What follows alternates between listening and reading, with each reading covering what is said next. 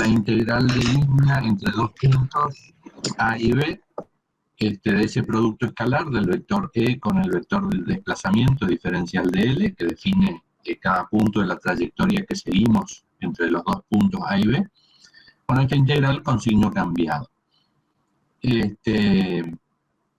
Entonces, nosotros lo que hicimos fue partir de esta expresión, diferenciarla, y al diferenciarla, esta diferencia se transforma en un diferencial de B.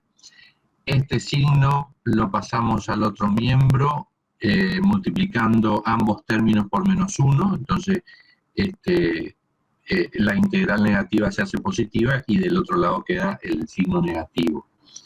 Y como consecuencia de esa operación matemática, o de estas operaciones que estuvimos haciendo, nos queda que menos el diferencial de B es igual al producto escalar de E diferencial de L. Después habíamos recordado de que el vector campo eléctrico tiene componentes en los tres, esta es la forma más general de expresar un vector en 3 dimensiones, componentes en cada una de las dimensiones, E de X, E de Y y E de Z, o en cada una de las coordenadas, X, Y y J, X, Y Z.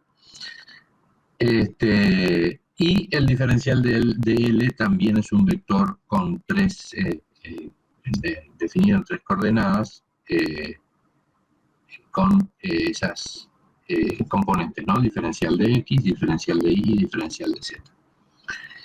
El diferencial de B, por ser un producto escalar entre estos dos vectores, directamente queda como la suma del producto de las componentes homónimas. O sea, sumo las componentes en X,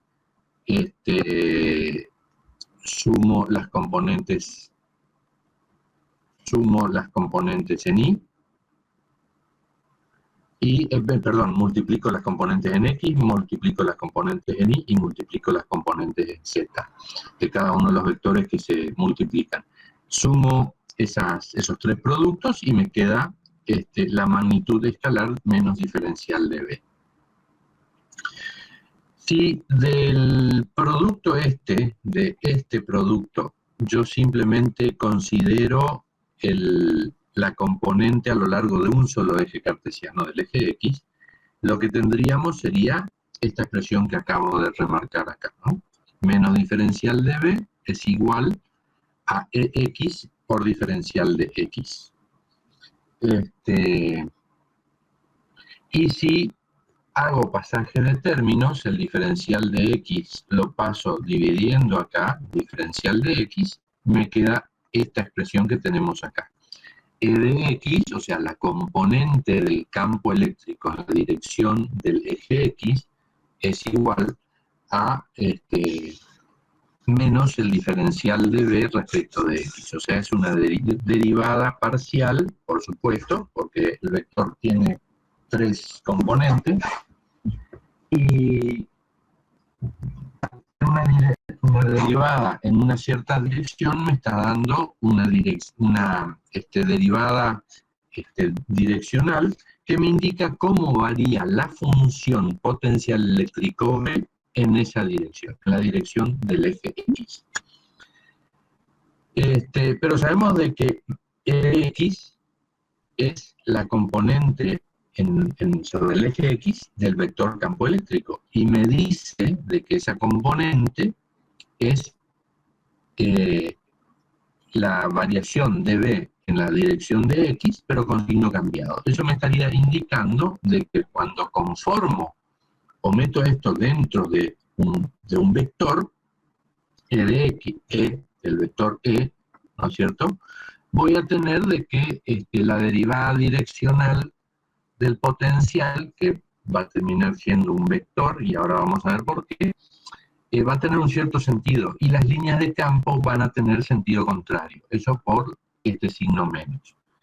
Entonces, ¿qué significa si ahora ponemos a las componentes del vector campo eléctrico juntas? Tenemos de que esta es la componente que recién vimos en la dirección del eje de las X, esta es en la dirección del eje de las Y, puesta en la dirección o la componente que tiene el vector campo eléctrico sobre el eje Z.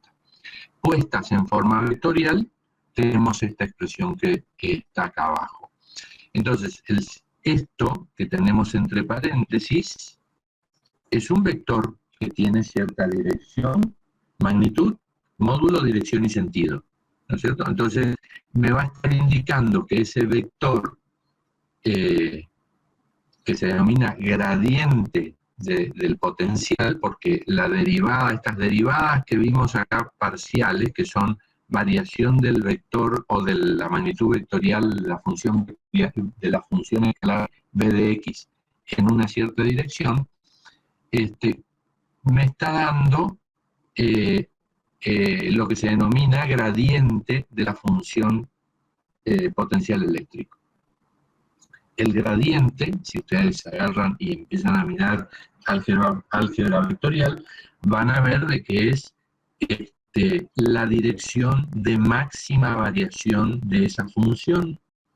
O sea que lo que está entre paréntesis acá abajo es un vector que me está indicando la dirección de máxima variación de la función potencial eléctrica.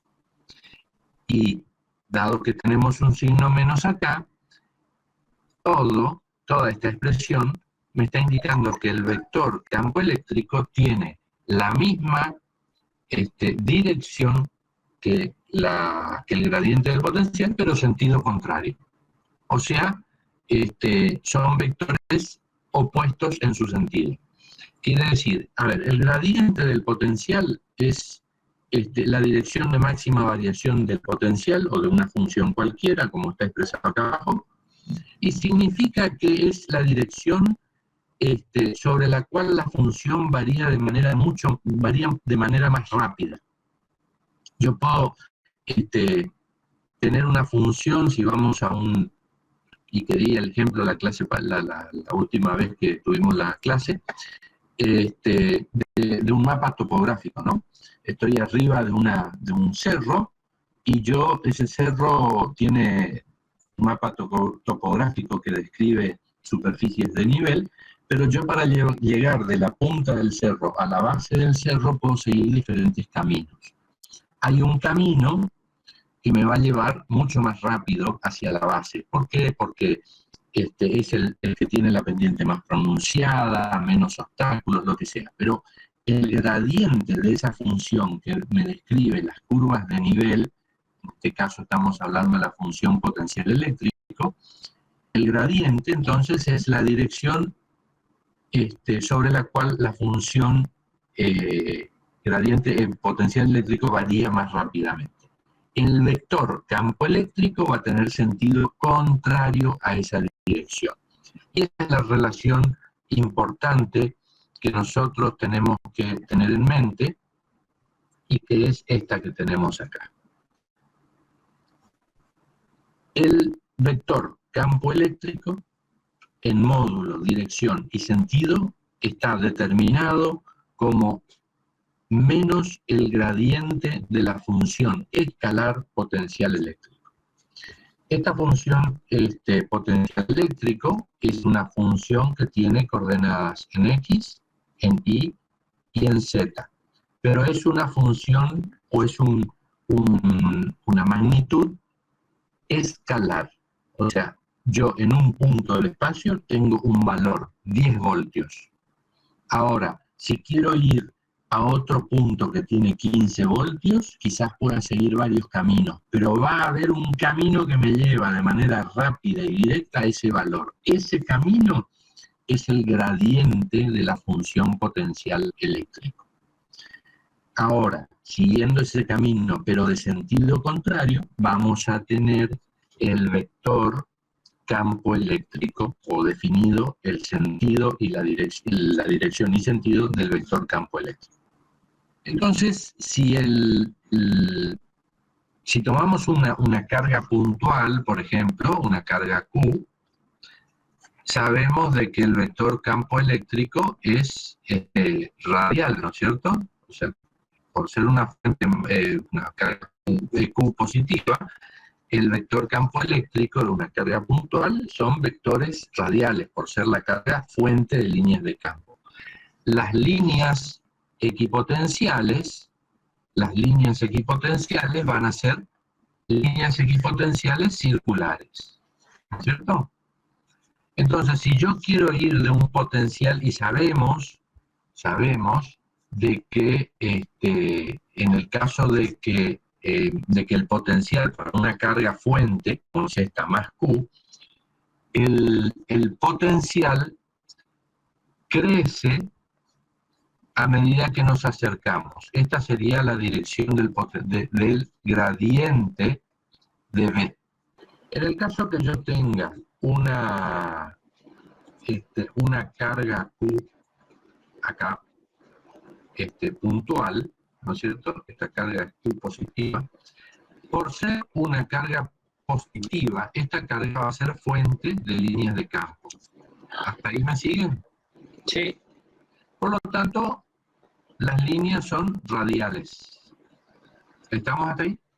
Sí. Bien. Sí. Entonces, la dirección y sentido del campo es aquella de un vector, que tiene dirección radial y sentido en el sentido alejándose de la carga.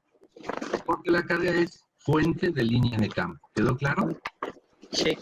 Bien. Ahora, ¿cuál es la forma de las líneas equipotenciales? O sea, si yo me paro en un punto acá, y me paro en otro punto acá, voy a tener todas a la misma distancia R de esta carga, voy a tener una línea, voy a obtener voy a obtener el potencial en esos puntos a una distancia R de la carga, pero todos esos puntos tienen el mismo potencial. Porque V variaba como 1 sobre R. ¿Se acuerdan? Sí. El potencial debido a una carga puntual, acá tienen. Acá, este es el potencial debido a una carga puntual, ¿sí? Entonces, para el mismo radio, todos los puntos que estén al mismo radio van a tener el mismo valor del potencial, 5 voltios, 1 voltio, lo que sea, ¿sí? Si ahora me paro en otra serie de puntos a una distancia 2R, por ejemplo, yo voy a tener de que acá va a ser igual, el potencial en esos puntos va a ser proporcional a 1 sobre 2R. Por lo tanto, el potencial en el círculo más cercano a la carga es mayor que el potencial en el círculo que está más alejado de la carga. ¿Quedó claro? Sí. Bien. Entonces, si yo ahora quiero indicar la dirección en la que el potencial varía más rápidamente, esa dirección es una dirección radial. Esto es el gradiente de V. Es una dirección radial, pero desde afuera hacia adentro. ¿Quedó entendido? Sí. Entonces, si ahora comparamos la dirección y sentido del vector gradiente de V con la dirección y sentido de las líneas de campo eléctrico, vemos de que el campo eléctrico es menos el gradiente de V, porque tienen la misma dirección radial, pero sentido contrario. ¿No? Sí. Bien. Para hacer un ejemplo, debido a una carga puntual, que es este mismo ejemplo, vamos a aplicar esta fórmula conociendo la expresión del potencial que es válido para una carga puntual. Entonces, si sabemos de que la relación que existe entre el campo eléctrico y el gradiente del potencial, o la función escalar potencial eléctrico, es esta que tenemos acá, y sabemos cuál es la expresión del potencial, lo único que tenemos que hacer es derivar esta expresión del potencial respecto de R y cambiarle de signo. Y la derivada de B respecto de R es igual, por la dependencia que tenemos respecto de R, es como decir, es proporcional a la derivada de 1 sobre R respecto de R. Y esto es igual a menos 1 sobre R al cuadrado. ¿Sí o no? Sí. Sí. ¿Sí? La derivada de 1 sobre R respecto de R es... Vamos a hacerlo un poco mejor a esto, para que sea más claro. Ya estoy rodando ya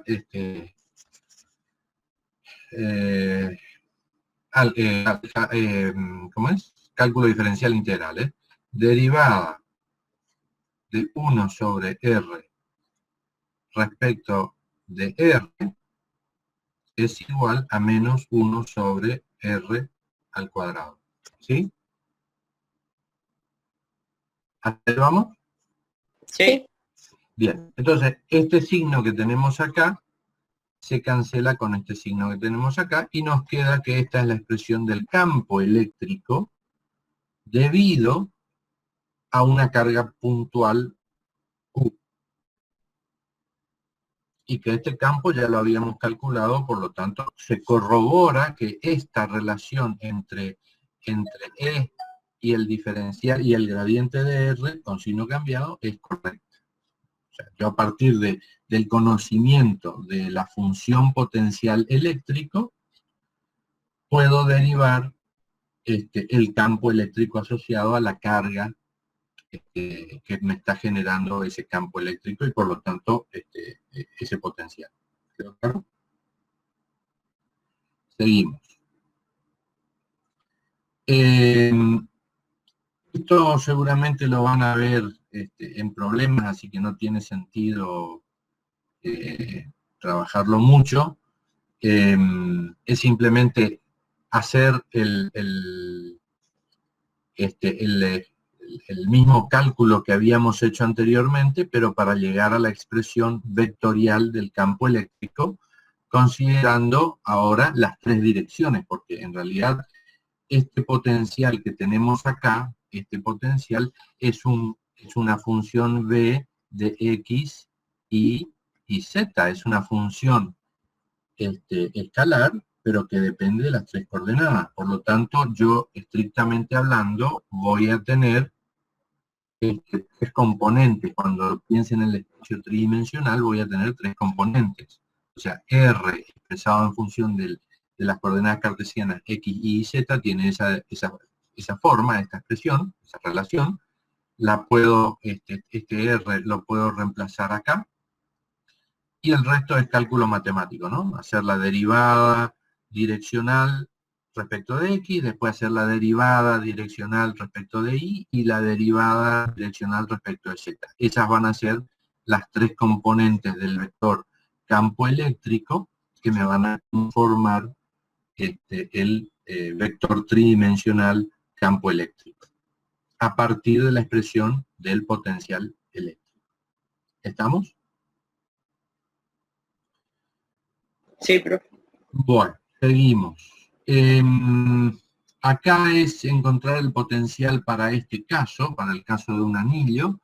Si mal no recuerdo, habíamos visto cómo abordar este problema cuando estábamos estudiando la fuerza de Coulomb, o la fuerza electrostática en un punto P debido a una distribución de carga. Entonces, teníamos esta distribución de carga continua, en forma de anillo, y lo que teníamos que hacer era discretizar esto en elementos de longitud diferencial L, la longitud total del anillo, cada uno asociado con una carga diferencial de Q, y calcular en el punto P la contribución al campo eléctrico debido a ese elemento diferencial de L, ¿no? A la carga contenida en ese elemento diferencial de L.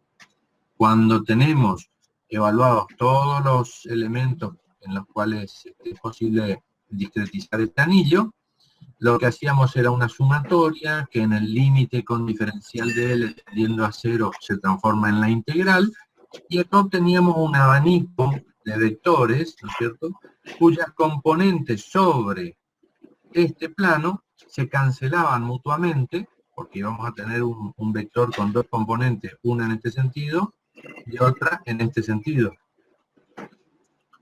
¿Sí? Sí.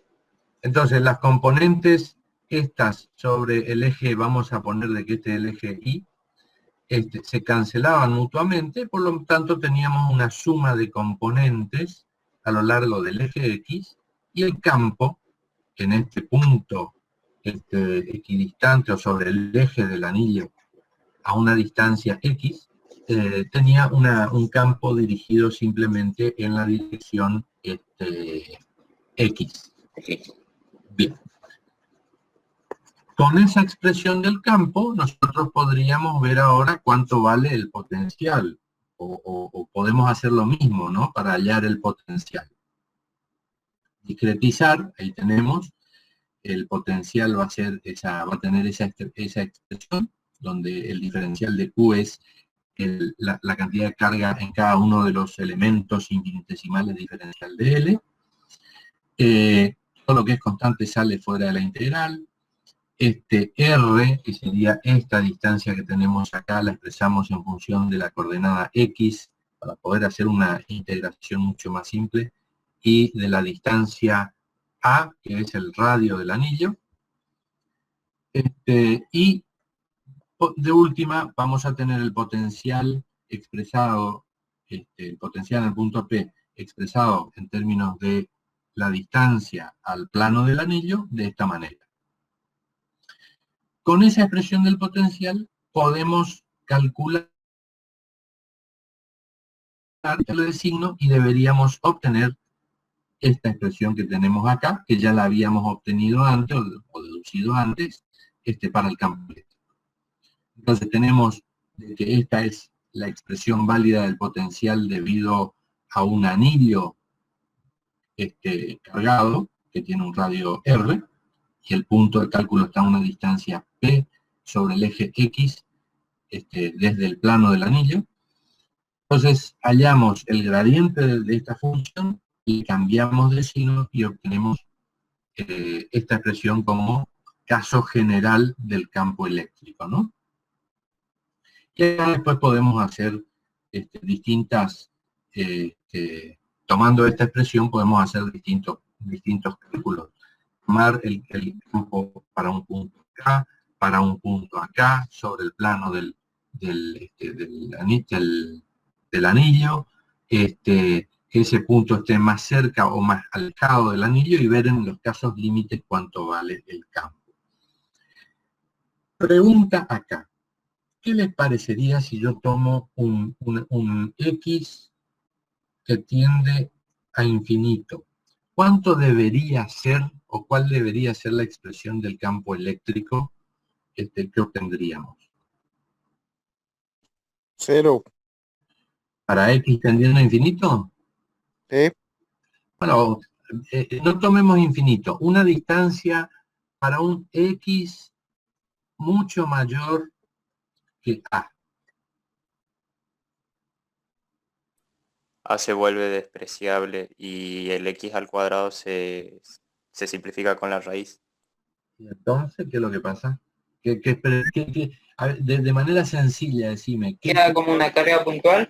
Tal cual, acuérdense de lo que yo siempre les digo. Acá es una relación de dimensiones. Cuando yo me alejo mucho del anillo, no discierno, no distingo si lo que tengo allá al fondo, lejos, es un anillo, es un punto, o es un cuadrado, o lo que sea. Lo veo como una carga puntual, lo siento como una carga puntual.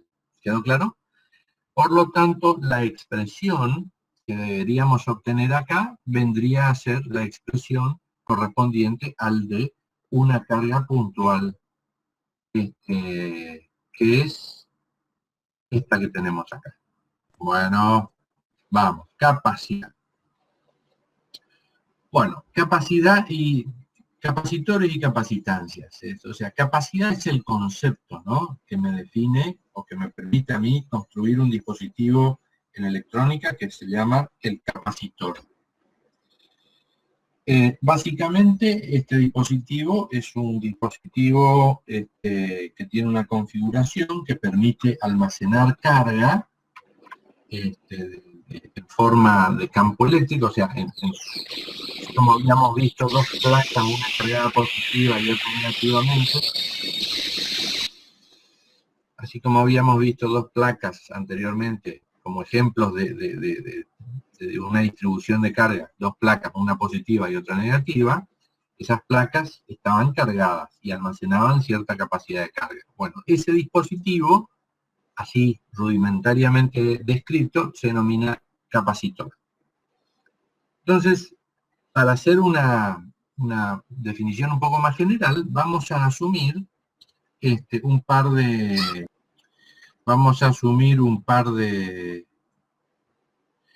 cuerpos tan cargados. El cuerpo 1 cargado positivamente,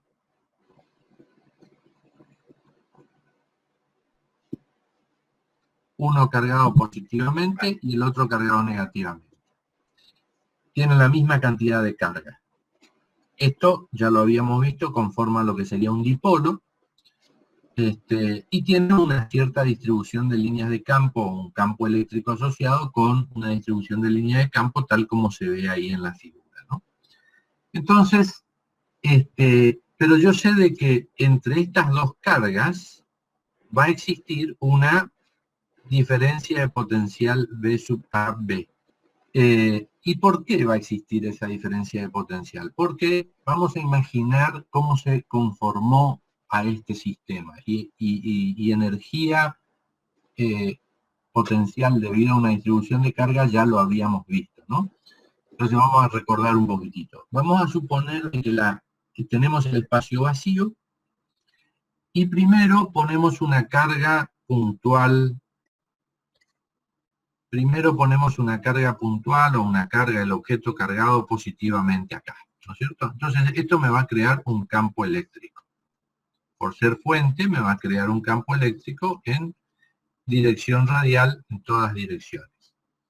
Y ahora yo desde el infinito tengo una carga negativa que la traigo, ¿no es cierto?, hasta las cercanías de mi capacitor o de mi otro cuerpo, pero para traerla, porque si yo la suelto, acá esto se ejerce una fuerza de origen electrostático de atracción por ser cargas de distintos signos. Entonces yo tendría que estar todo el tiempo haciendo una fuerza igual y contraria para que la carga no se dispare, no se acelere y choque contra esta positiva y la pueda dejar ahí y mantener en este punto, ¿no es cierto? Entonces, el trabajo que hice o que hizo el agente exterior para traer esta carga desde el infinito hasta acá, hasta una distancia, vamos a llamarle D, de la carga positiva, queda almacenado como energía del sistema, ¿no es cierto? Y si divido esa energía por la carga Q, definí la diferencia de potencial. ¿Quedó claro? Sí, ¿Están por ahí o no? sí, sí. Sí, profesor. Acuérdense de que B era igual a trabajo por unidad de carga, o lo que era lo mismo, energía delta de U, energía potencial eléctrica por unidad de carga, ¿sí? Eso era la diferencia de potencial, ¿sí? Por lo tanto, si yo tengo esta carga a una distancia D de esta otra carga positiva, evidentemente, esta carga positiva tiene asociada una función potencial eléctrico en el espacio que la rodea. Por lo tanto, entre esta carga negativa y entre esta carga positiva, que están a una distancia D separadas, voy a tener una diferencia de potencial B sub AB, si le queremos llamar, está en el punto A y está en el punto B, que vale que toma un cierto valor, 10 voltios, 20 voltios, o lo que sea. ¿Quedó claro hasta ahí? Sí, profe. Sí. Bueno, entonces, si ahora yo divido la magnitud de la carga, cualquiera de las dos porque tienen la misma carga, Q más Q y menos Q, la magnitud de la carga dividido la diferencia de potencial entre esos dos puntos, a eso se define como la capacidad o capacitancia que tiene ese sistema de dos cargas. Y esa capacidad se mide, la unidad es el faradio, o sea, si tomamos las unidades de cada una de estas magnitudes, la carga en culombio y la diferencia de potencial en voltio, el faradio es culombio sobre voltio.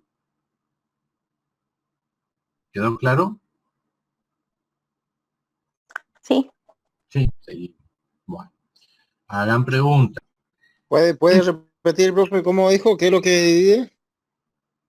Divido la... Dijo que dividía la diferencia, Tarde, se potencial. despierta el gallo ese. Sí, no, tarde.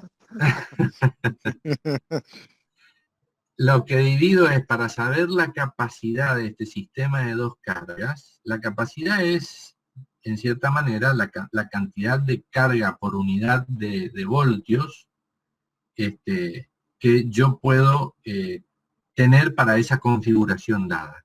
Y esa magnitud capacidad, o esa magnitud capacidad es característica de ese sistema, así como lo ven en la figura, a una distancia D, con una cantidad de carga Q.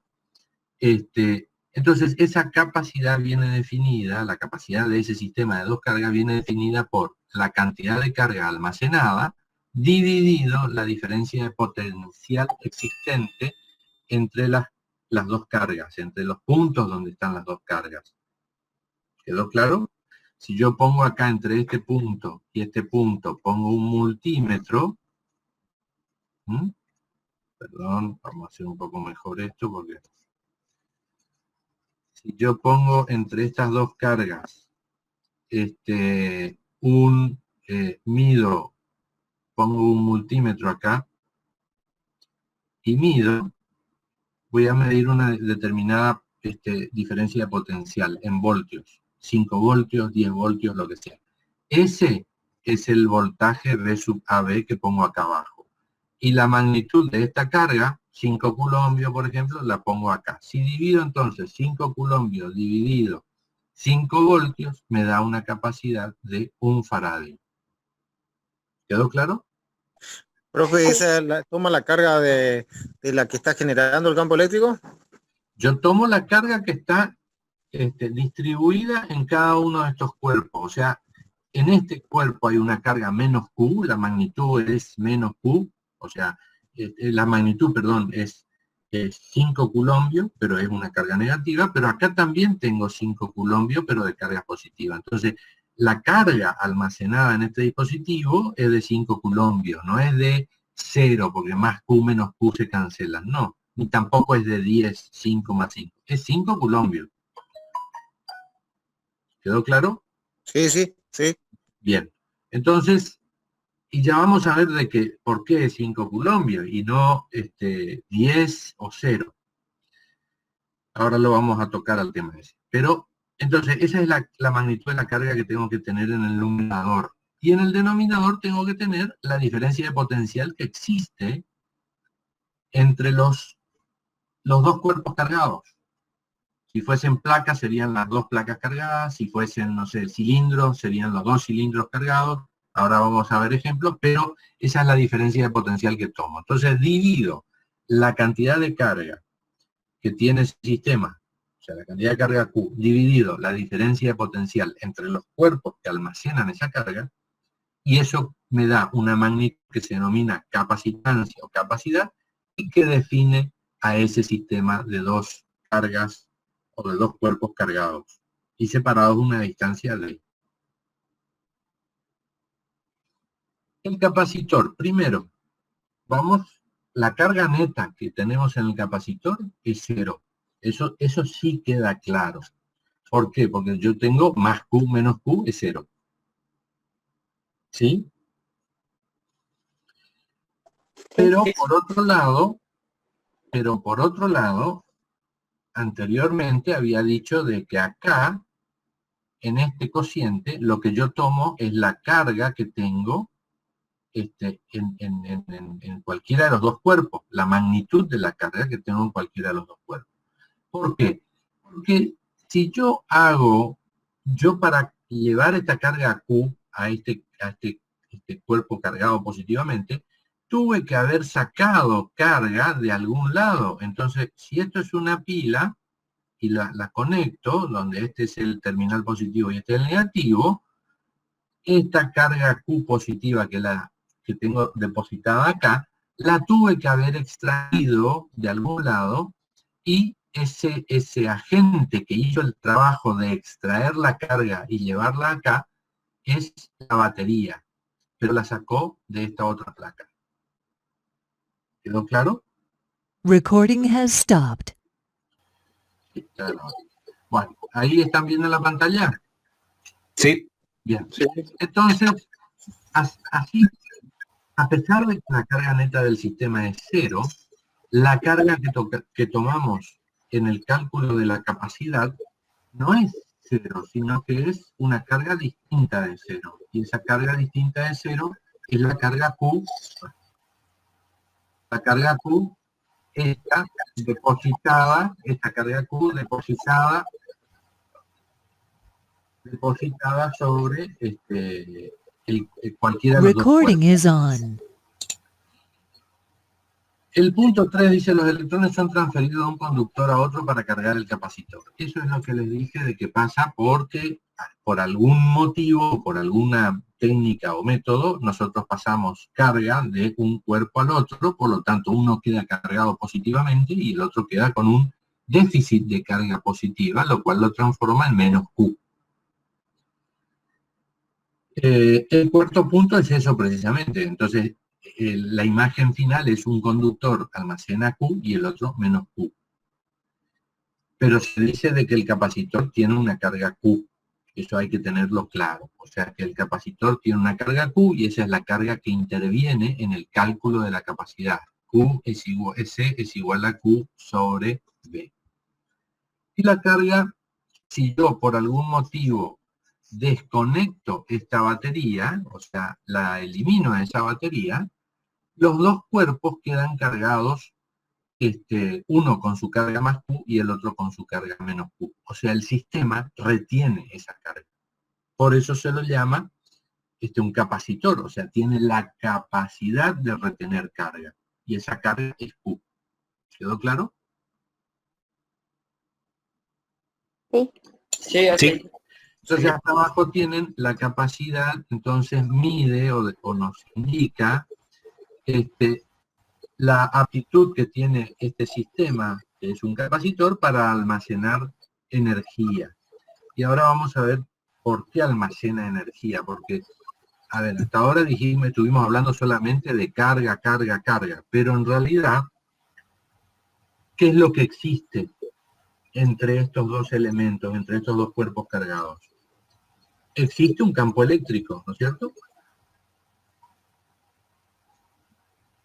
Cuando los cuerpos estaban vacíos, yo tenía los dos cuerpos sin carga, el campo eléctrico no existía. Eso no. Espero que sea cierto lo que estoy diciendo, ¿no? Que hayan entendido. Sí. Sí. Entonces, cuando aparecieron las cargas, el campo eléctrico apareció. O sea, el campo eléctrico es consecuencia que existen estas dos cargas, de signo contrario. Y el campo eléctrico tiene asociada una cierta cantidad de energía potencial eléctrica. Por lo tanto, el almacenar carga en este dispositivo significa almacenar energía en forma de campo eléctrico. Si yo estoy almacenando energía, quiere decir de que ese sistema tiene la capacidad de devolverme esa energía mediante algún artilugio que puedo hacer, y después lo vamos a ver. Así como lo cargué utilizando una pila, y la pila fue la que gastó energía para llevar las cargas de un cuerpo a otro y cargar al sistema, y esa energía quedó almacenada en mi sistema en forma de campo eléctrico. Cuando desconecté de la pila, la energía quedó almacenada ahí en el sistema y yo la puedo recuperar después. O sea, es como tener una pequeña pilita, nada más que a diferencia de la pila que va en la linterna, esta pilita, cuando yo descargue el capacitor, recupero esa energía durante un breve intervalo de tiempo hasta que se llega a la neutralidad de carga y la energía cae así. Ahora lo vamos a ver. No sé, eso lo van a ver cuando hagan el laboratorio de carga y descarga de un capacitor. Ya tienen la planificación de los laboratorios que van a hacer, los laboratorios virtuales. ¿Entraron a la página o al aula virtual por lo menos? Sí, pero no vi nada. ¿No vieron nada todavía? Bueno. Ya va a salir entonces la planificación y la fecha del laboratorio de carga y descarga. Para ese laboratorio necesitan los conceptos de capacidad, resistencia eléctrica y corriente. O sea, de que van a necesitar esta clase de hoy y la semana que viene ya estarían en condiciones de terminadas las teorías sobre ese otro tema, ya de hacer laboratorio. Bueno. Entonces vamos a suponer ahora, vamos a hacer un pequeño repaso, y vamos a suponer de que tenemos esta placa cargada positivamente, que ya habíamos visto este ejemplo, y calculamos el campo eléctrico para esta placa cargada aplicando la superficie gaussiana que tiene esa forma cilíndrica. Lo que obtuvimos fue de que el campo eléctrico es igual a sigma sobre 2 epsilon 0. Espero que recuerden eso, ¿no? Las líneas de campo son líneas de campo paralelas, o sea, todas son líneas de campo salientes, o como es una placa positiva, es una fuente de líneas de campo, y son todas paralelas, y es un campo uniforme que no depende de la distancia a la cual yo me encuentre de la placa, siempre que no sea una distancia muy lejana. Ahora, ese cálculo de campo eléctrico lo utilizamos después para calcular el campo eléctrico entre dos placas cargadas, una con carga positiva y otra con carga negativa, como es el ejemplo que tenemos acá. Y vimos que el campo acá afuera era 0.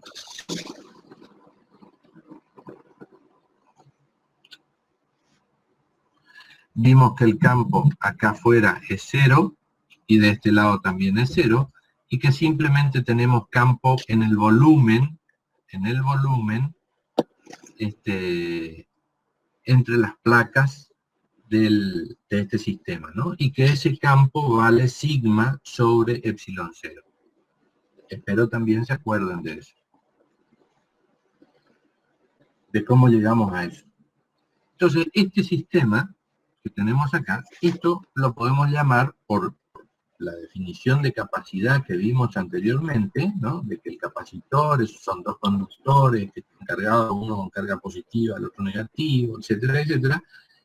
Nada más que ahora tenemos un par de placas cargadas, una positiva y otra negativamente. Entonces, este sistema es un capacitor de placas planas. Dispositivo es el dispositivo más común que podemos encontrar en lo que es capacidad. Y podemos, conociendo el campo eléctrico y después conociendo cuánto vale el potencial entre las placas, podríamos calcular la capacidad de este sistema y caracterizarlo un poquitito más. Entonces, para hacer eso, vamos a tomar el dispositivo anterior, que son dos placas paralelas, que se las ve acá, ahora una placa que tiene una cierta área A, separada a una distancia D, la placa superior tiene una carga Q positiva y la inferior Q negativa.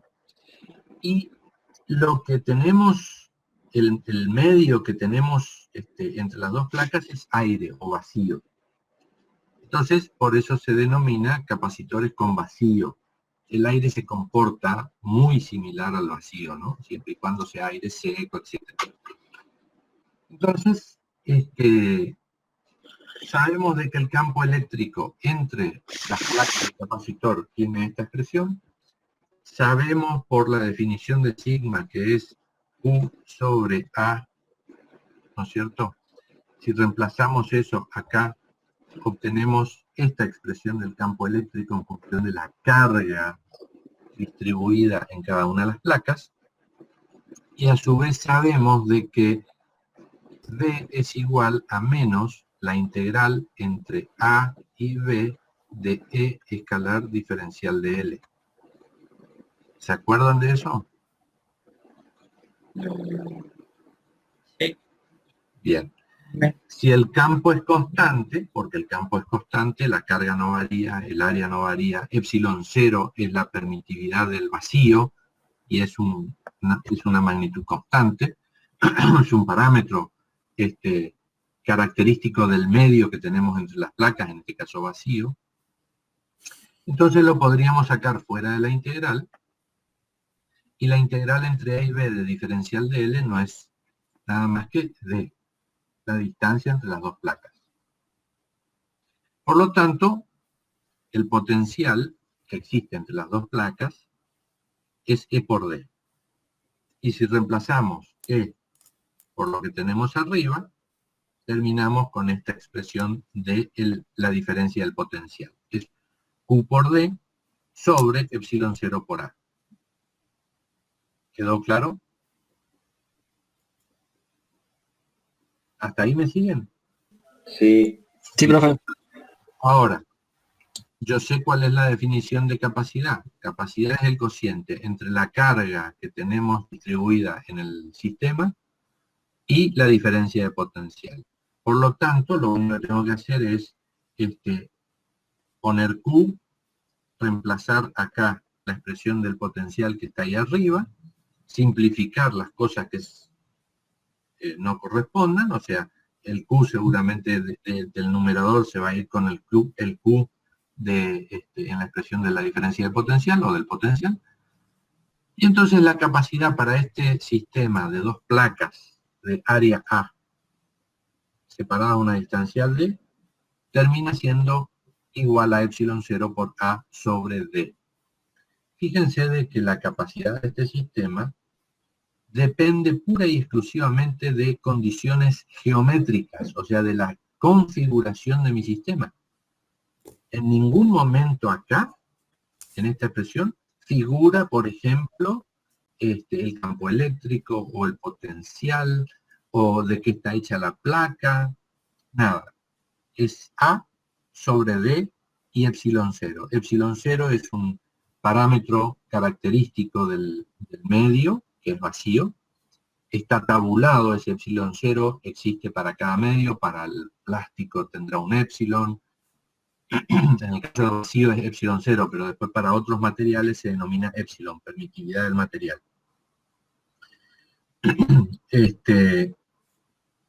Por lo tanto es un parámetro característico tabulado en propiedades eléctricas de los materiales y toma un determinado valor constante. Entonces, la capacidad de este sistema viene dada por el cociente entre el área de la placa y la distancia de separación entre las dos placas.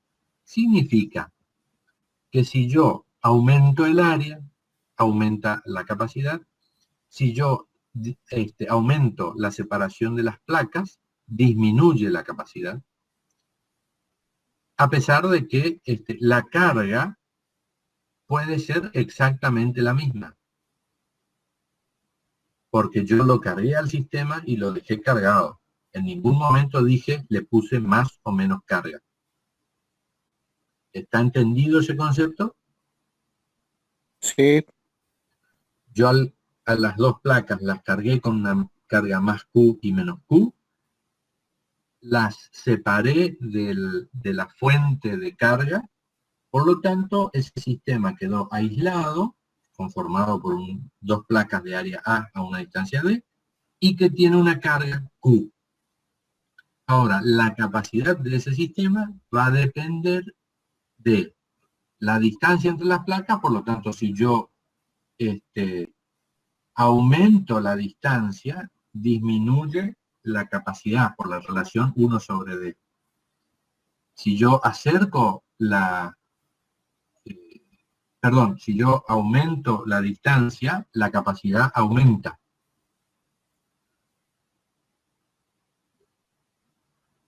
Estamos claros, ¿no? Yo estoy equivocado. Aumento el área, aumenta la capacidad. O sea, si hago más grande las placas, aumenta la capacidad porque quiere decir que puedo meter más cargas. Bueno, ahí dijo, bueno, el anterior dijo que si aumentaba la distancia, aumentaba la capacidad. Si ahora aumento la distancia, si aumento la distancia, disminuye la capacidad. Eso es lo correcto. ¿Quedó claro? Sí, profe. Sí.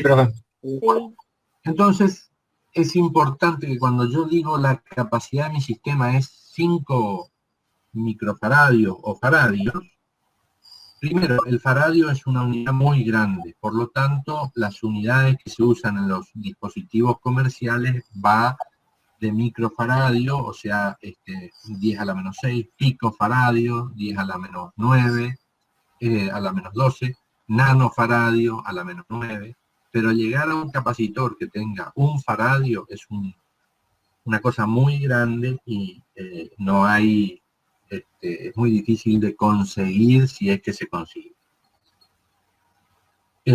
Por lo tanto, cuando yo digo que mi dispositivo, mi capacitor, tiene una cierta capacidad, es para esa geometría. Donde yo varío la geometría, varía la capacidad de mi sistema. Eso lo tienen que tener muy claro. ¿Está?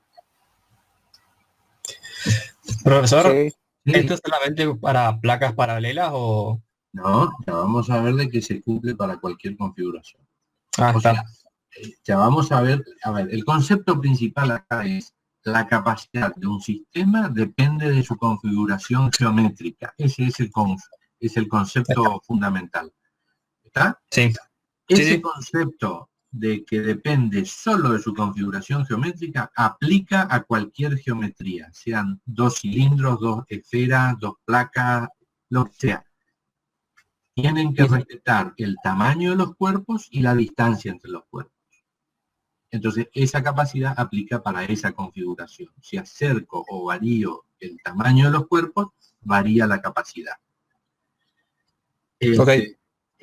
Para este caso particular de placas planas, bueno, esa relación es A sobre D, área sobre distancia. Entonces, este es el valor de la capacidad. Como dije anteriormente, solamente varía o depende de la geometría del capacitor para el caso de placas planas. Bueno, y lo otro ya lo estuvimos viendo, ¿no? Las cantidades A y D son constantes para un capacitor dado, que también esta expresión es relativamente general para otras geometrías. Y lo vamos a ver. Epsilon es una constante universal, que es la del vacío en este caso, y C es una constante independiente de la carga del capacitor o de la diferencia de potencial. Depende solamente de la geometría. ¿Quedó claro? Sí. Sí. Por supuesto que la carga y la diferencia de potencial para una geometría dada me va a dar el valor de la capacidad, ¿no? Pero después, ese es un valor máximo que yo puedo obtener para esa geometría. No le puedo poner más carga, le puedo poner menos carga si quiero, pero no más carga del máximo tolerable. Y ese máximo tolerable es lo que dice C acá. Y tiene ciertas consecuencias, porque imagínense de que tenemos dos placas enfrentadas, ¿no? Una tiene carga positiva y la otra tiene carga negativa.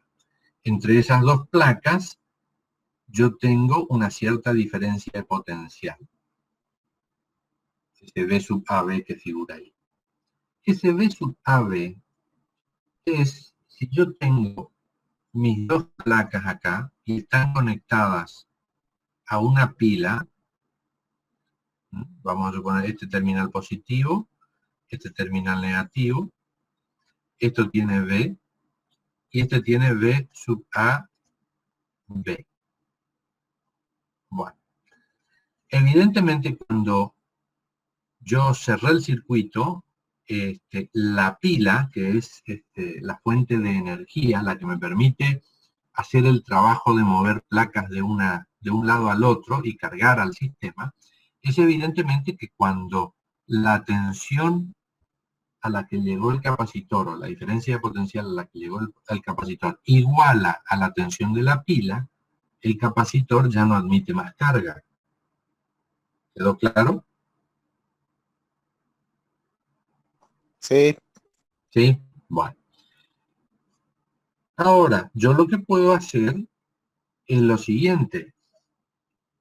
Saco esta pila y en vez de ponerle una pila de 1,5, le pongo dos pilas acá, o 5 pilas si quieren, todas conectadas así en paralelo, ¿eh?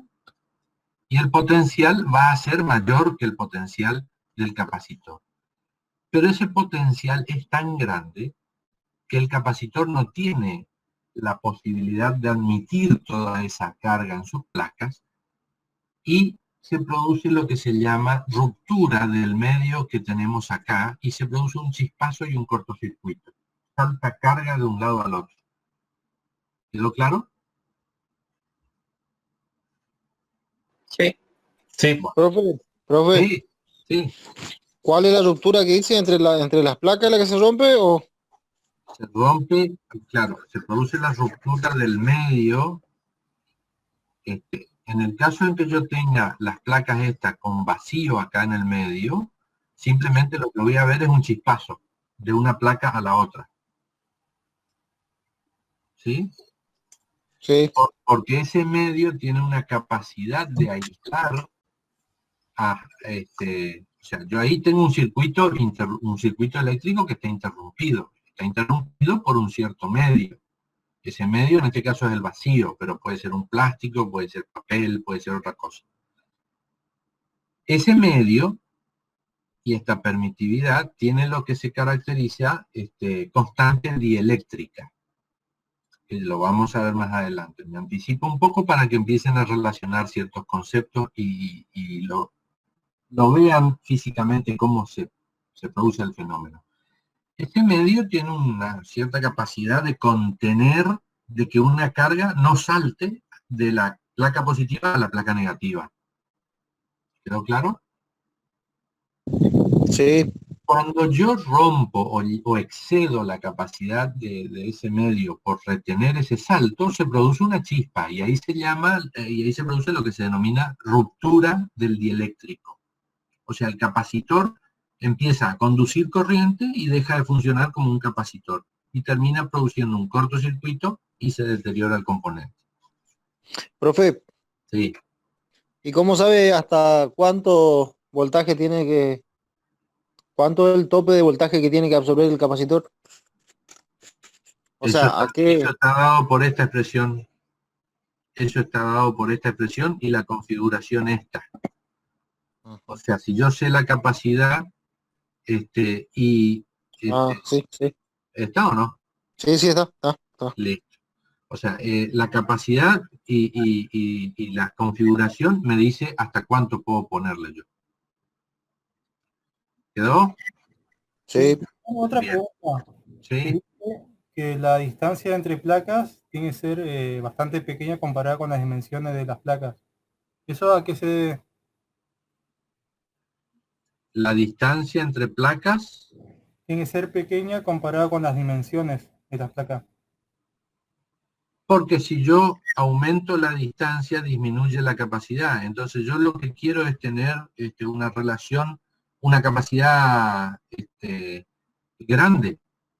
Disminuyo la distancia lo máximo posible para obtener para un área determinada una capacidad alta o la máxima capacidad admisible para esa separación.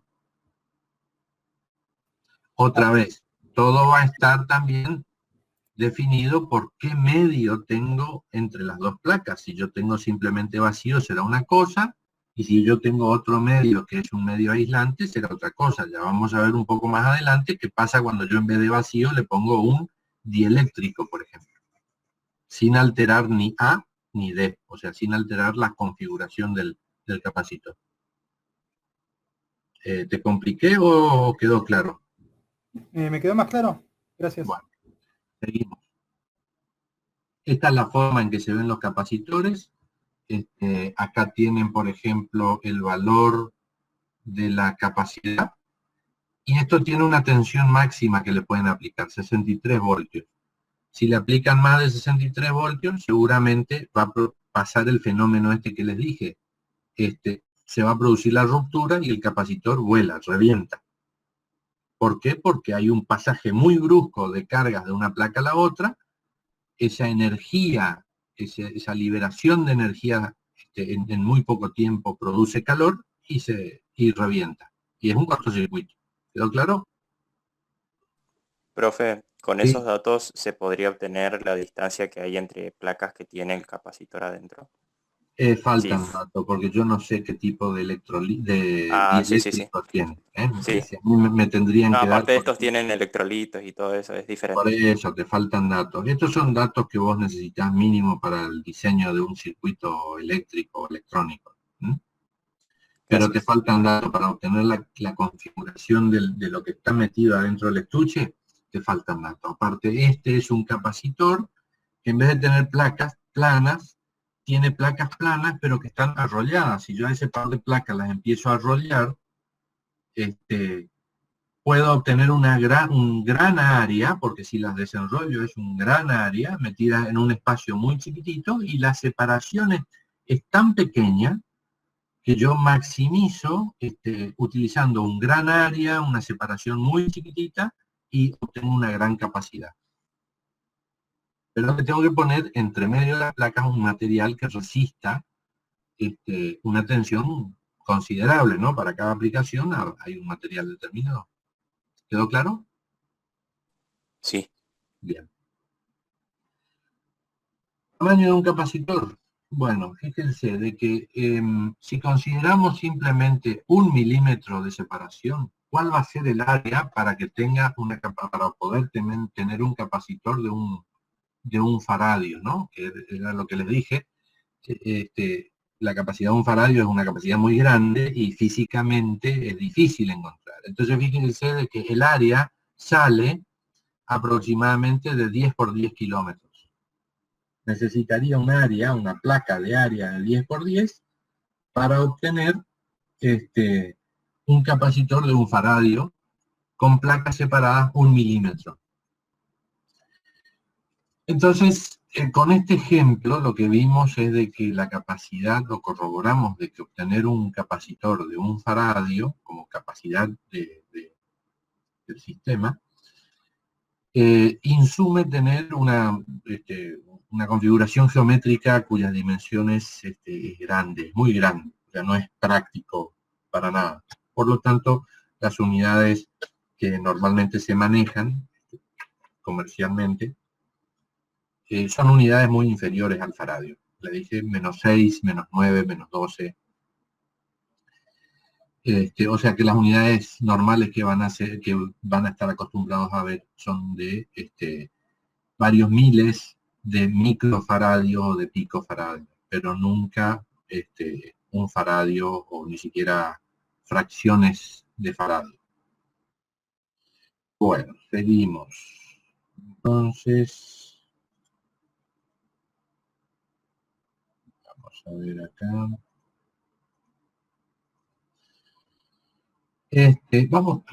Vamos ahora a calcular la capacidad de un capacitor esférico. Esto sería una esfera rodeada por otra esfera y separadas entre ellas una distancia que es la diferencia de radios entre esas esferas. Vamos a suponer que la esfera interior es tiene un radio RA, la esfera exterior y carga positiva, por supuesto, la esfera exterior radio RB y carga negativa, Y podemos obtener, y esto ya lo habíamos hecho, ¿no? Si yo tomo y quiero conocer el campo acá, ¿cuánto va a valer el campo en el exterior de este sistema? 0, ¿Por qué? porque el campo quedaba en el medio de las dos placas. Claro, pero ¿por qué vale 0? O sea, está bien, tenemos campo en el medio entre las dos placas, pero ¿por qué vale 0? En el campo en el exterior. Porque vectorialmente se contrarresta todas las cargas. Porque acuérdense de que el campo era proporcional a la sumatoria de la Q encerrada, ¿no es cierto? Y la carga encerrada es más Q menos Q es igual a 0. O sea, a pesar de que tenemos carga en el sistema, la carga total encerrada por esta superficie gaussiana exterior a la caparazón negativa es 0. Yo desde afuera estoy viendo como que no existe carga, a pesar de que tenemos carga. Entonces, esto es lo que me dice el teorema de Gauss. Entonces, y eso lo puedo sacar mediante el teorema de Gauss. Esta Q encerrada que tenemos acá es 0 en el exterior, pero en el espacio o en el volumen entre las dos esferas va a tener un cierto valor. Por otro lado, para esa superficie gaussiana que yo tengo acá entre las dos esferas, esta superficie en violeta que vemos acá, como es una superficie también esférica de radio R, el campo en cualquier punto sobre esa superficie gaussiana es constante, es el mismo, toma el mismo valor. Por lo tanto, lo puedo sacar fuera de la integral, y la integral cerrada, esta que me queda del diferencial de A, no es otra cosa que la superficie de esa esfera gaussiana de radio R. Y es esto que tenemos acá. Eso es igual a Q sobre epsilon 0, porque la carga encerrada por esta superficie gaussiana es simplemente la carga positiva. Entonces, esta es la expresión del campo eléctrico entre las dos placas. ¿Claro hasta ahí? Sí.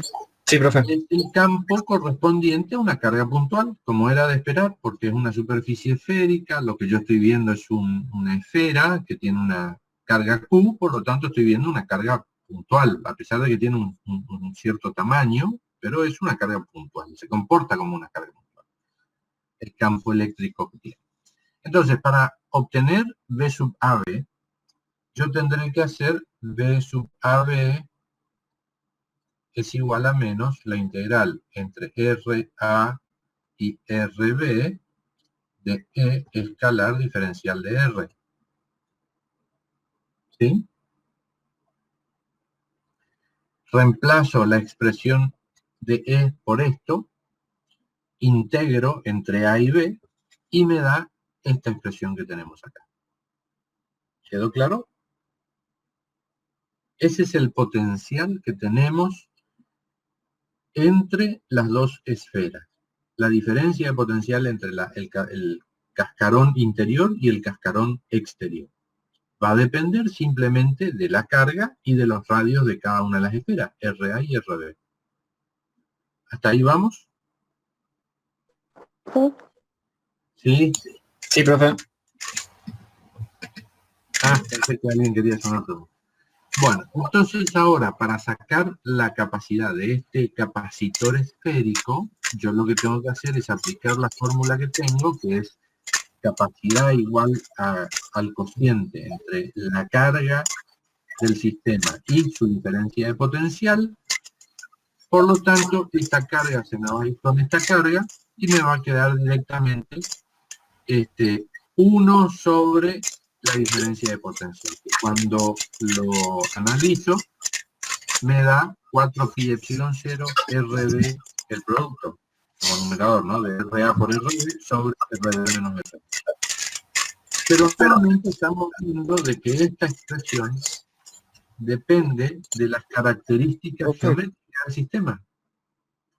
O sea, si yo disminuyo RA, varía la capacidad de mi sistema. Si aumento RB, varía la capacidad de mi sistema. Por lo tanto, lo que me está diciendo nuevamente es lo mismo que ya sabía para el capacitor o que pude ver para el capacitor plano. Depende de la configuración geométrica del capacitor. En aquel caso fue un capacitor de 2 placas planas y este es un capacitor esférico. Pero siempre es la configuración, las dimensiones, lo que me fija la capacidad y por lo tanto yo no puedo variar esa configuración porque si no varía el valor de la capacidad y tengo que volver a recalcularlo. Entonces, si yo dimensiono un capacitor para una cierta aplicación, vamos a suponer que lo fabrico especialmente para una aplicación, va a valer simplemente para esa aplicación ese capacitor. Si le pongo otra cosa o le modifico alguna característica geométrica a lo que fabriqué, ya no me sirve para la aplicación para la que lo había fabricado, porque varió su capacidad. ¿Claro? Seguimos. Sí. Si no hay preguntas, seguimos. El mismo ejemplo, lo mismo, podríamos demostrarlo nuevamente para otro tipo de geometría, como es la de el capacitor cilíndrico. O sea, en vez de tener placas planas o 2 caparazones esféricos, tengo un conductor interior y rodeado por un cilindro exterior, un cuerpo cilíndrico exterior, tal como se ve ahí en la figura, ¿no? Sabemos de que el caso nuevamente, el campo eléctrico en el exterior acá es igual a 0. ¿Por qué? Porque si esto yo rodeo con una superficie gaussiana cilíndrica, la Q encerrada es igual a 0, porque voy a tener acá más Q y acá menos Q. Por lo tanto, eso sale por Gauss. Por lo tanto, el valor, el campo en el exterior es 0. No así, al igual que en los casos anteriores, el campo entre las 2 placas. Entonces, eso lo tengo que calcular. Y para calcularlo, me valgo de la expresión de campo eléctrico que ya había obtenido para el caso de un conductor o de un alambre de longitud infinita que tiene una distribución lineal y uniforme de carga, etcétera, etcétera. Que es esto que tenemos acá. Nuevamente, calculo la diferencia de potencial siguiendo el procedimiento normal, común, que ya lo conocemos. Reemplazo la expresión del campo en la integral, integro y obtengo que esta es la diferencia de potencial entre las 2 placas. Ahora lo único que tengo que hacer es calcular la capacidad. Q es igual a S es igual a Q sobre B. Y esto en síntesis sería lambda por L sobre B. Porque lambda por L es la carga que está contenida en una cierta longitud L.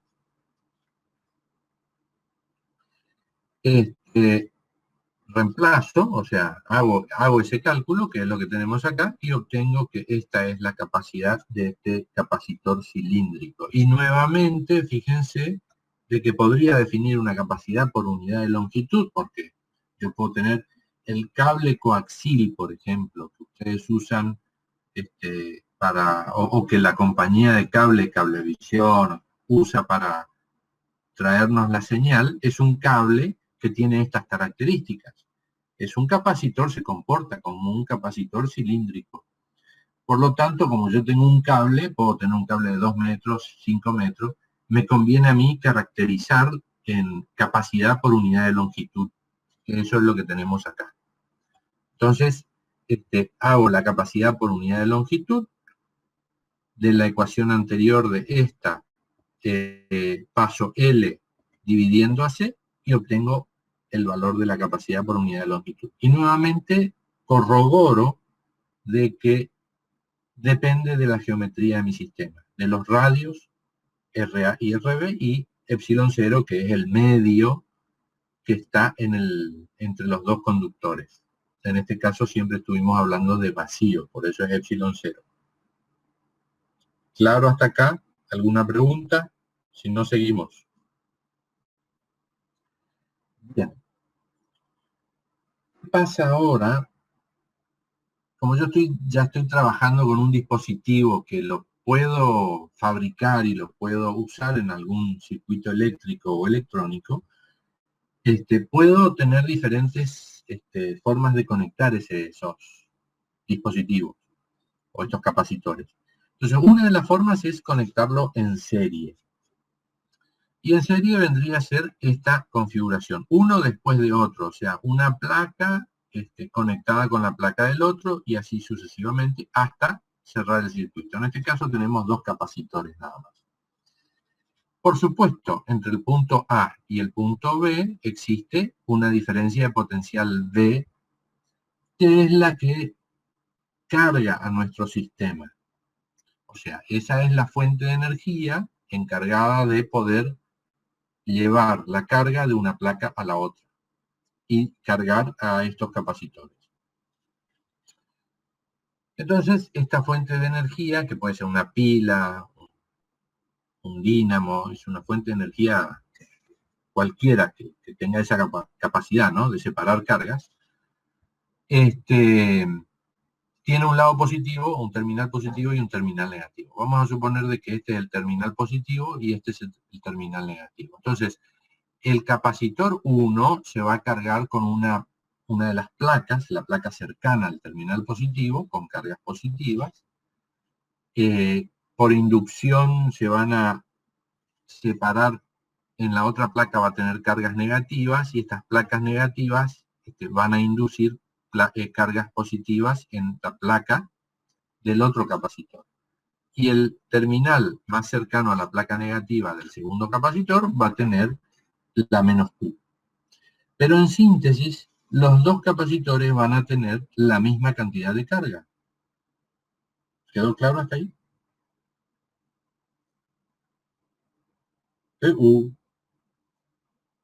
¿Andan ahí?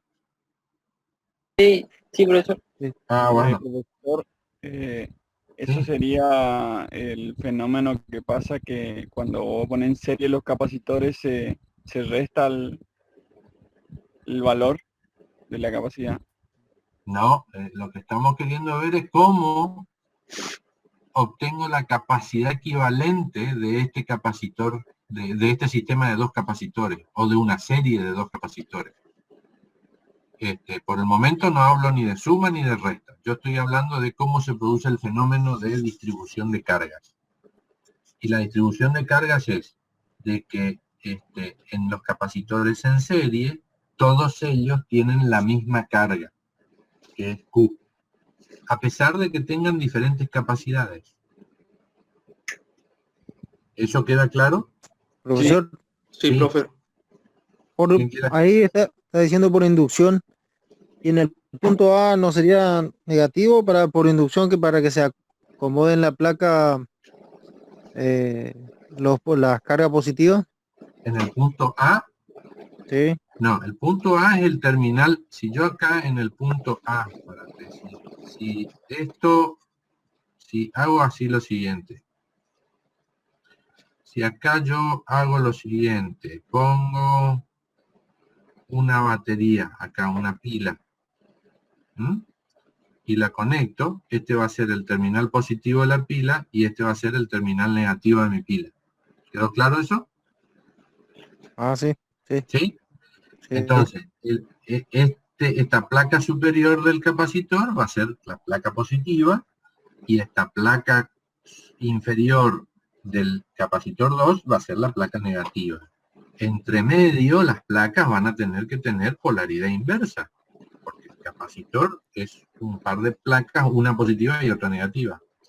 Lo que digo es, cuando esta superior se cargó positivo, indujo en esta placa una separación de cargas. ¿Qué es lo que, como estamos hablando de que las placas es un medio conductor, las cargas negativas se van a tratar de posicionar lo más cercano posible a la placa positiva y van a producir de que las cargas positivas o una, en esta placa se produzca una carga positiva que es consecuencia de esta separación de cargas que hay acá por inducción. Sí, sí, No sé. sí, está claro. ¿Sí? Está, sí, ¿Quedó claro? Bien. sí. Entonces ahora lo que hacemos es lo siguiente. Vamos a suponer de que C1 es distinto de C2. ¿Qué significa eso? Que uno tiene un área más grande, una separación más diferente del otro, lo que sea. Pero la característica es que los dos tienen la misma carga. O sea, Q1 es igual a Q2. Por lo tanto, por la definición de capacidad, C igual a Q sobre B, evidentemente, si C1 es distinto de C2, yo tengo que hacer Q sobre B1 va a ser distinto de Q sobre B2. Esta Q es la misma, por lo tanto, B1 y B2 son distintos. ¿Quedó? Sí. Bien. B1 y B2 son distintos, pero la tensión B sub AB acá, B, tiene que ser igual a B1 más B2. ¿Quedó claro? Sí. Bien, seguimos. Eso es lo que tenemos definido acá. B sub AC, que sería la B1, es igual a Q sobre C1. B sub AB, B sub CB, que sería la tensión o la diferencia de potencial en el capacitor 2, es B2 igual a Q sobre C2. Las cargas son iguales. Sabemos de que la tensión total, esta B, tiene que ser igual a la suma de B1 más B2. Tenemos B1, tenemos B2, sumamos y obtenemos esto. Entonces, yo ahora puedo pasar el Q dividiendo a este miembro, dividiendo a B, o sea esto, y me queda del otro lado del miembro derecho, me queda que B sobre Q es igual a 1 sobre C1 más 1 sobre C2. Este B sobre Q es como que yo tengo un capacitor equivalente a esta serie, o sea, yo puedo obtener o definir un capacitor que se comporta como esta serie, este capacitor C equivalente, cuya capacidad 1 sobre C equivalente es igual a 1 sobre C1 más 1 sobre C2. ¿Quedó claro eso?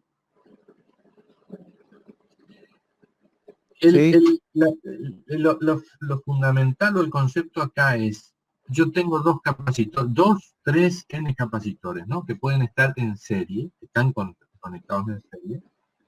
Entonces, esos capacitores se van a comportar, o los puedo asociar, como que se comportan como un único capacitor que tiene una capacidad equivalente, cuyo valor viene dado por esta expresión. Entonces, esa es la expresión de la capacidad equivalente de un sistema de capacitores en serie.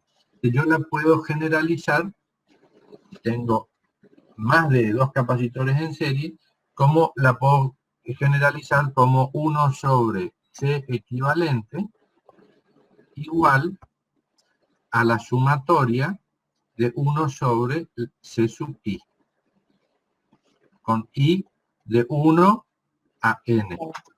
¿Quedó claro? Sí. Bien.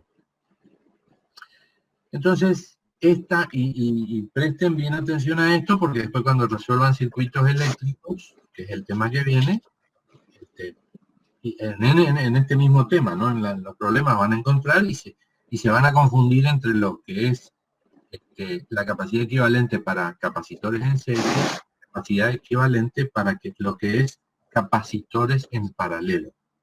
Ese es el próximo punto. Entonces, para capacitores en serie, la capacidad, la inversa de la capacidad equivalente es la suma de las inversas de las capacidades. Seguimos.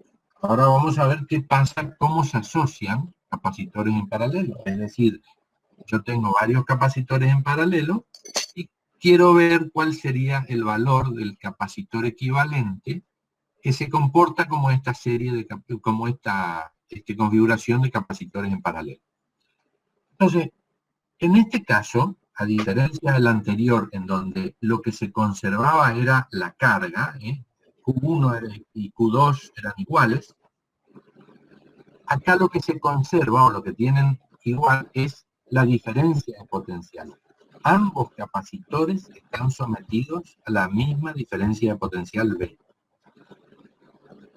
Que es lo que tenemos acá. ¿Quedó claro?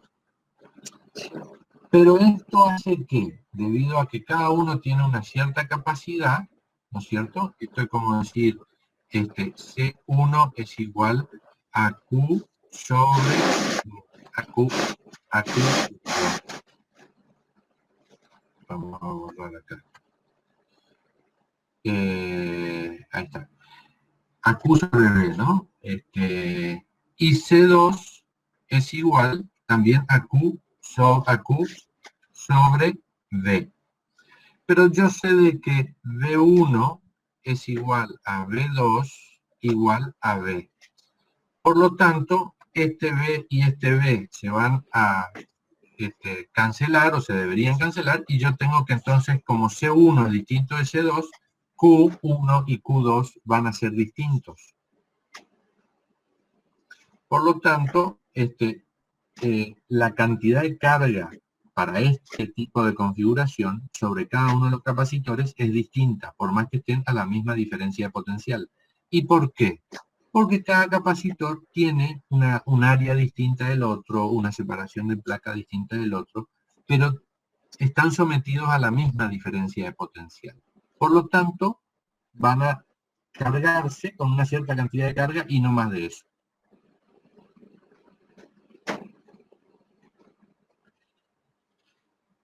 ¿Cómo deducimos cuánto vale la capacidad equivalente? Bueno, sabemos de que Q1 tiene esta relación, Q2 tiene esta relación. Por otro lado, sabemos que la carga total que le entregó la fuente de energía es la suma de Q1 más Q2. Esa es la carga total, ¿no es cierto? Es como que yo agarro, tengo 100 pesos en billete de 10, a alguien le doy 5 billetes y a otro le doy el resto, ¿no? Los 100 pesos es la suma del total de los billetes que repartí. Y acá es lo mismo. La fuente de energía repartió carga, una parte Q1 se fue a un capacitor, otra parte se fue al capacitor 2. La carga total que se repartió es la suma de las cargas. Si reemplazo Q1 y Q2, me queda esta expresión.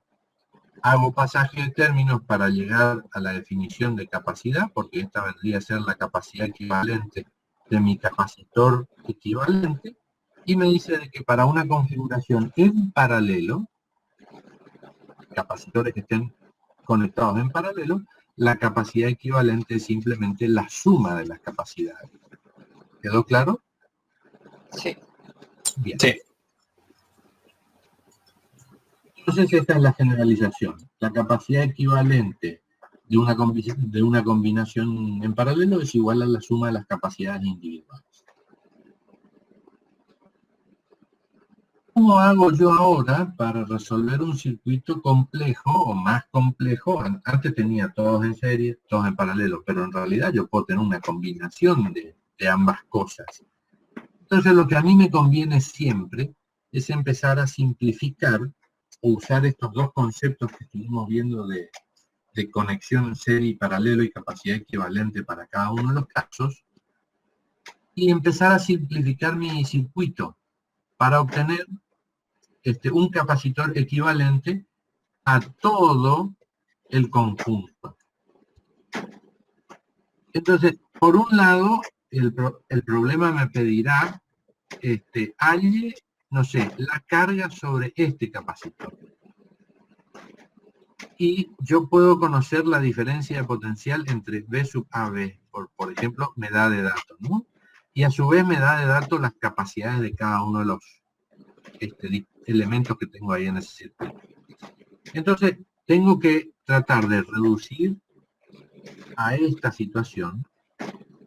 Con esta situación yo sé de que Q equivalente va a ser igual a C por B sub AB.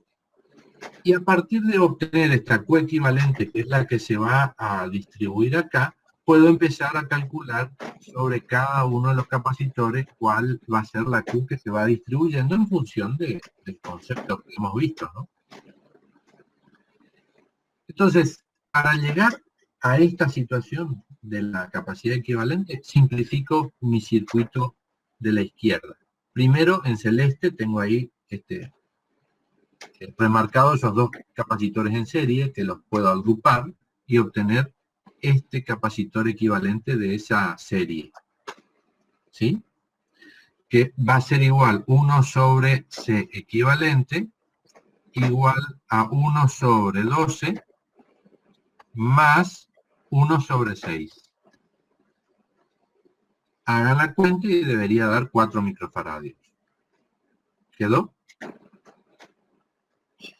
¿Seguimos? Sí, profe. Ahora tenemos en violeta remarcados esos 3 capacitores que están en paralelo. Nuevamente aplico 1 sobre capacidad equivalente, como tenemos acá, pero ahora tendré un término adicional, va a ser 1 sobre 3 más 1 sobre 11 más 1 sobre 4. Y me debe dar 18 microfaradios como en la figura C. En la figura C tengo, perdón. A ver, sí, está bien.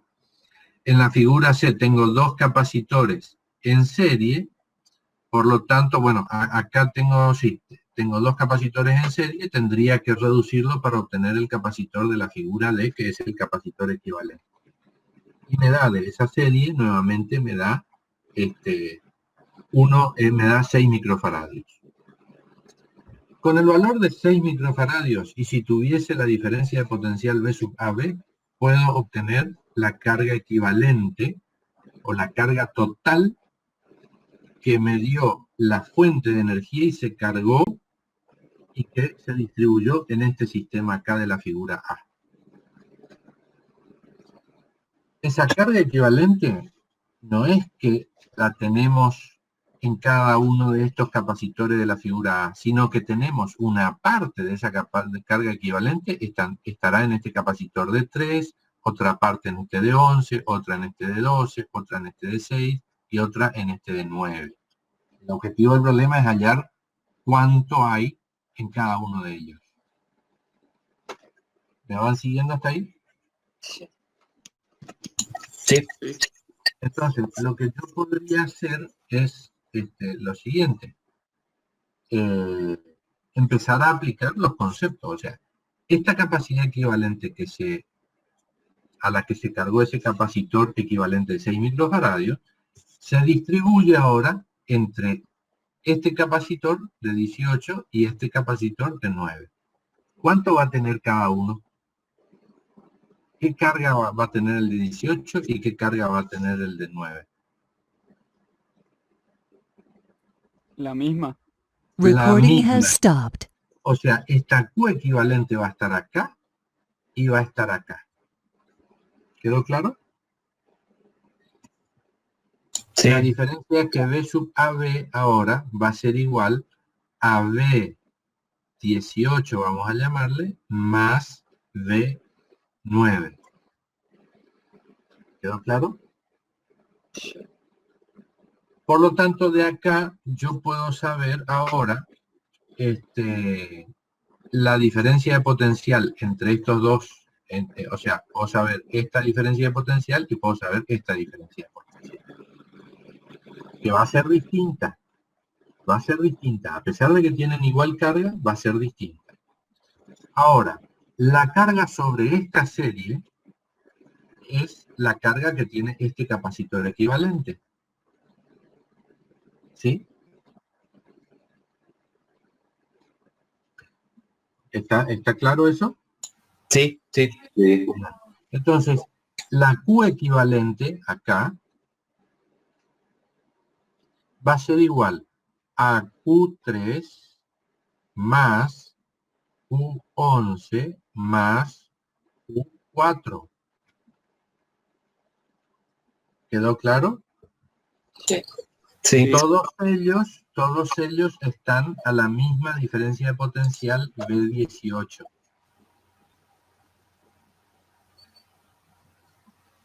¿Sí? Sí. Este capacitor de 9, por supuesto, tiene la Q equivalente, porque eso lo sacamos de esta figura. Ujú. O sea, lo deducimos ahí. Entonces, ya sabemos cuánto es la carga sobre estos tres capacitores en paralelo y podríamos ahora obtener cuánto es la carga sobre Recording is on. estos capacitores en serie. Sabiendo cuánto es Q4, mejor dicho, puedo saber cuánto es la capacidad sobre estos dos capacitores en serie. ¿Quedó claro? Bien. Esa es la forma de resolver este tipo de problemas, ¿no? Empezar a simplificar hasta su mínima expresión y después volver de ahí desglosando de a poquito para poder obtener cómo se distribuyó la carga o qué tensión, no sé lo que pide el problema, qué tensión tenemos acá aplicada sobre este capacitor o lo que sea que pida el problema. Eso ya lo van a ver en la práctica. Bueno, muy al comienzo, cuando empecé se definió capacidad, dijimos de que el capacitor era un dispositivo que permitía almacenar energía. En realidad, ahí hicimos un paréntesis y dije, bueno, lo que el capacitor hace es, son dos cuerpos que almacenan carga, y como la carga tiene asociada un campo eléctrico y el campo eléctrico tiene asociada una energía potencial eléctrica, el tener carga en un capacitor implica que la energía que cargó al capacitor quedó almacenada en el sistema en forma de campo eléctrico, que tiene asociado una energía potencial eléctrica. Entonces lo que tendríamos que ver ahora es, o poder determinar, la expresión de esa energía almacenada en el capacitor. Bueno, yo sé de que esto es igual a la diferencia de potencial es Q sobre C. Eso sale de la relación existente o de la definición de capacidad, Q sobre B. Por lo tanto, si hago pasaje de términos, me queda Q sobre C, es la diferencia de potencial. Por supuesto que la diferencia de potencial por definición es esto, es energía por unidad de carga, ¿no es cierto? Ya lo habíamos visto anteriormente. Por lo tanto,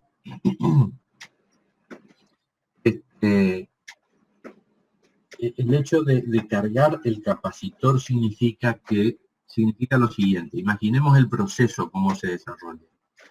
Tengo dos placas vacías, no tienen carga. Entonces tengo una batería, conecto mi circuito a una batería, y la batería lo que primero hace es, mete una carga Q. Entonces, o mete una cantidad diferencial de Q al sistema, ¿no? Ese efecto de meter una cantidad infinitesimal de carga diferencial de Q a la placa, cargarla con esa cantidad de carga, implica haber realizado un cierto trabajo, o sea, haber gastado cierta energía para hacerlo. Y esa energía va a estar dada por esta expresión, lo cual, V, sabemos de que es Q sobre C, por lo tanto, esta es la expresión de la energía que se gastó para cargar con una cantidad de carga Q, diferencial de Q, al capacitor. ¿Hasta ahí va claro? Sí. Una vez que yo le puse esa carga, le tendré que poner otra cantidad de carga. Pero resulta que cuando le voy a poner una segunda carga, como ya tengo una primer carga en la placa, hay una cierta energía de repulsión entre esas cargas que hace que mi fuente de energía tenga que hacer trabajo, más trabajo en contra de esa fuerza de repulsión, de ese campo eléctrico creado por la primer carga, para poder meterla en la placa, ¿no?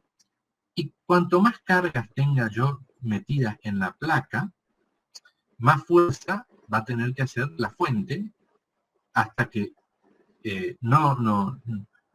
la energía a la fuente no le dé la capacidad de suministrar esa energía para meter más carga. Y en ese momento decimos de que el capacitor se cargó a su máxima, se cargó a pleno, no admite más carga. Por lo tanto, yo tengo que integrar o sumar todas las contribuciones de energía que hizo la fuente para llevarlo al capacitor a su carga Q plena, y es ni más ni menos que integrar entre 0 y W, o sea, 0 y el trabajo total. Y eso no es otra cosa que, si reemplazo la expresión de diferencial de W por esto, acá, lo llevo acá,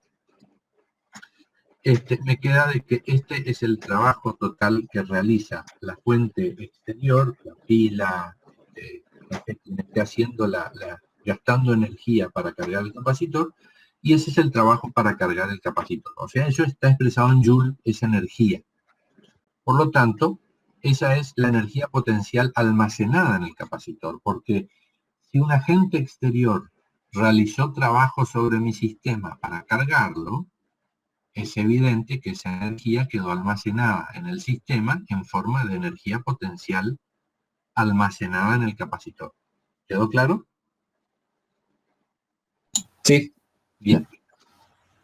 Yo puedo expresar esto en función de la carga, de la capacidad y la tensión, de la capacidad de la carga y la tensión, o sea, es simplemente pasajes, reemplazar equivalencia de fórmula, y tengo expresiones todas que me dan la energía potencial almacenada en un capacitor. Ahora, esa energía, ¿dónde quedó? ¿Qué apareció en el capacitor que antes no existía? Apareció campo eléctrico entre las placas. Por lo tanto, esa energía quedó almacenada en el capacitor en forma de campo eléctrico. ¿Sí? Y para ver esa relación, que realmente es así, lo que yo hago es lo siguiente. Si me fijo en esta expresión, es muy análoga a la energía potencial de un resorte. O sea, me voy al caso de mecánica clásica, analizo un resorte, y el resorte estaba caracterizado por una constante elástica, y la energía era proporcional al cuadrado de la deformación o el desplazamiento del resorte desde su posición de equilibrio. Recording has stopped. Entonces, yo puedo definir ahora la densidad de energía U como si yo tengo la placa A y tengo otra placa enfrentada, ¿no es cierto?, que están separadas a una cierta distancia, hay un volumen encerrado por esas dos placas que es igual, si esta es la placa A y esta es la distancia D, ese volumen B es igual a A por D. Entonces hago la energía total almacenada en el capacitor dividido el volumen, y esa es la densidad de energía. Por otro lado, yo sé cuál es la expresión de la capacidad en función de las características geométricas de mi sistema. Y por otro lado, sé cuánto vale B en función del campo eléctrico. Entonces podría reemplazar C y B en esta expresión y obtener la densidad volumétrica de energía en función del campo eléctrico almacenado o existente en ese volumen entre las placas. Y esto es lo que a mí me permite decir de que la energía suministrada por el agente exterior que cargó el capacitor quedó almacenada en forma de campo eléctrico. ¿Quedó claro? Sí. Sí. Bueno. Yo suspendería la clase acá porque vamos a entrar en dieléctricos y me gustaría que para la próxima le peguen un repasito a todo lo que vimos hasta acá. porque dieléctricos es lo que me va a permitir ahora, manteniendo la configuración geométrica inalterada, o sea, sin variar el área o sin variar la distancia entre placas, ponerle en vez de vacío un medio distinto de vacío entre las placas, de tal forma que yo pueda aumentar la capacidad sin variar la geometría de mi capacitor. Entonces, dieléctricos, acá hay que ver propiedades eléctricas de la materia, qué es lo que pasa, hay un concepto que hay que entenderlo bien. Prefiero dedicarle una clase completa a esta parte. Así que estaríamos viéndonos el lunes en todo caso. Sí, sí, profesor. Sí, Bueno, profe. profe, Les comunico, las clases de consulta de problemas van a empezar el 13 de abril. Me dijeron que les pase ese parroquial, ese chivo. Gracias, profesor. ¿Cómo vieron, cómo anda, en qué tema andan en la clase de problemas? Terminamos la unidad 1. La unidad 1. Bueno, ¿tuvieron algún problema? ¿Pudieron bajar las cosas? La clase, sé que dieron una pequeña videoconferencia, yo me metí un ratito para ver y salí. ¿Pero estuvo todo bien? ¿O hubo algunos problemas técnicos?